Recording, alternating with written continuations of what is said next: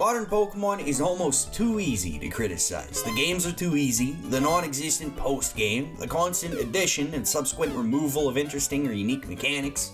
Again, at their core, every game is effectively the same as all the others, except the graphics. One might even argue that the graphics have only improved, to which I say, well, yeah. Actually, on a purely technical level, every game has been a step up from the last, like when they added color, animated the sprites, added 3D environments, and then finally got around to 3D everything else. But fidelity isn't quality. The difference between good and bad graphics is how clearly they depict what's happening on screen. Fucking Mega Man, okay? Running, jumping, and shooting, but did you know he's got like 9 frames of animation for all of that? If Smash gave Mega Man 9 frames of animation, he'd look like a limp dick. Why? Well, because when you're playing Mega Man 2, this is what you see, but this is how your brain perceives it. But playing something with higher fidelity leaves fewer spaces for your brain to fill in. Get it?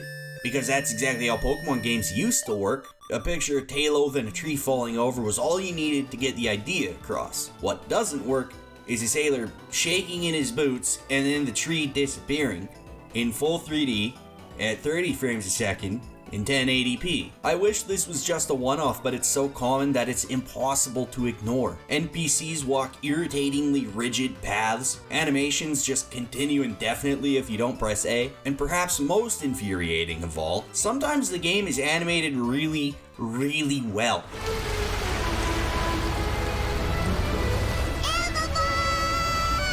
But then outside of cutscenes, instead of displaying human emotion, it's just an emoji. When you upgrade your graphical fidelity and nothing else, things that looked fine 10 years ago start to look off. Back in 1998, all this meant is that somebody is occupying this spot. Because with lower fidelity graphics, there's a layer of ambiguity between the player and the game, so you're able to interpret what you see in a plethora of different ways. But there's only one way to interpret this. Homie's just standing there, dude. Last year, realistic horse testicles were brought to the forefront of the games industry. So why the fuck can't Game Freak make it look like my dog is actually tackling this pigeon? They couldn't even implement the Super Mario 64 technology for smooth walking to running transitions, even though Nintendo invented both games.